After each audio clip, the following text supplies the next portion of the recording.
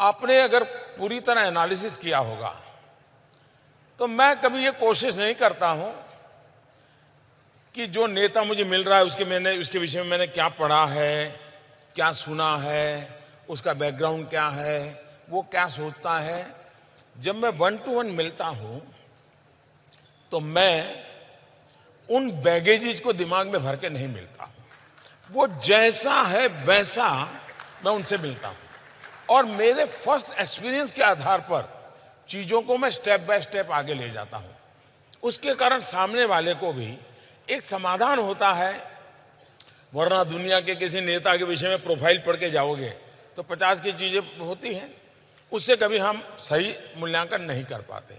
और तीसरी बात, कोई भी बात करूं, मेरे दिल में कभी ये इच्छा नहीं रहती है कि मैं अपना प्रभाव छोड़ के आऊं। ये बिल्कुल मेरे मन में इच्छा नहीं रहती। मेरे दिल में एक ही भाव रहता है, मैं उसे हिंदुस्तान के लिए आकर्षित करके ले जाऊं, वापस उसको भारत के लिए अट्रैक्ट करूं। आपका एक सीक्रेट मेरे पास में, एक तस्वीर, वो मैं जरा लोगों को दिखाना चाहता हूं। कहां से कहां आप पहुंच गए। जब आप पहले अमेरिका गए थे तो कैसे आप व्हाइट हाउस के बाहर खड़े हैं, ये तस्वीर मैं जरा आपको दिखाना चाहता हूं।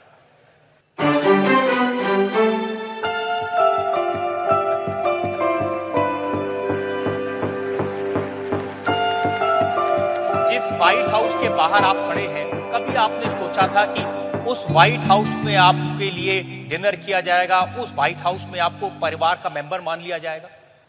ऐसा तो कभी सोचा नहीं था, लेकिन मेरा पता नहीं बचपन से आत्मविश्वास इतना है। और एक कारण है, वैसे ये सबके सामने बोलना अच्छा है नहीं है, मैं नहीं जानता हूं, लेकिन बोल देता हूं।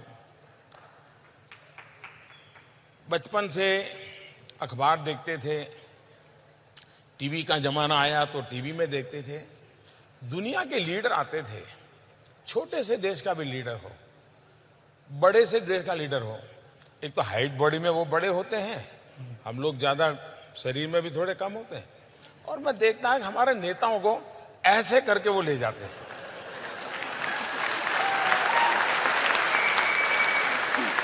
ये चीज मुझे बड़ी अखरती थी। मेरे देश के प्रधानमंत्री किसी भी दल की क्यों ना हो, ये बाहर वाले ऐसा करके ले जाते हैं। मेरे मन में रहता था मेरा देश स्वाभिमान से खड़ा होगा। ये मेरे मन में भाव भरा पड़ा था। ये क्यों था मैं नहीं जानता। और इसलिए मुझे 2014 में पूछा तो मैंने कहा था, न मैं आंख झुका के बात करूंगा, न मैं आंख उठा के बात करूंगा, मैं आंख मिला के बात करूंगा। अब ये जो आपने तस्वीर दिखाई, ये सारी चीजें 90s के बाद की है। स्वामी विवेकानंद जी के शिकागो का जो लेक्चर था, उसकी जो शताब्दी हुई, उस शताब्दी के निमित्त मैं अमेरिका शिकागो में एक कार्यक्रम के लिए गया था। कोइंसिडेंट ऐसा था, उसी समय अमेरिकन एम्बेसी के द्वारा एक यंग लीडर कॉन्फ्रेंस के लिए मुझे इनवाइट किया गया था। वो करीब 4 हफ्ते का कार्यक्रम था। तो ये अमेरिकन गवर्नमेंट के कार्यक्रम के तहत हम लोग वहाँ अलग अलग जगह पे जाते हैं। उसमें से एक तस्वीर है, लेकिन तब मुझे ये पता नहीं था कि मुझे भी कभी व्हाइट हाउस में आकर के अपनी माथापच्ची करनी पड़ेगी। यह हमें मालूम नहीं था।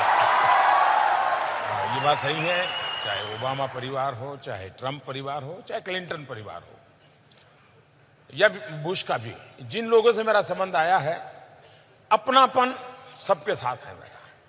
ट्रंप के बारे में तो लोग कहते हैं बहुत टेढ़े इंसान हैं, और लेकिन उनसे आपने ऐसी आत्मीयता करते, वो कहते हैं इवांका मोदी जी के फैन है। पहले तो दुनिया के नेताओं के संबंध में हम किसी तीसरे के द्वारा जो जानते हैं ना, वो सही नहीं है जी। ऐसा नहीं करना चाहिए।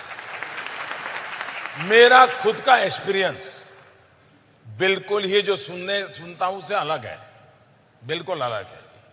और ये बात सही है। मैं आपको बताता हूं, मैं जब पहली बार राष्ट्रपति ट्रंप से मिला तो व्हाइट हाउस में शायद हम लोग 9 घंटे थे, शायद रेयर ऐसा होता होगा।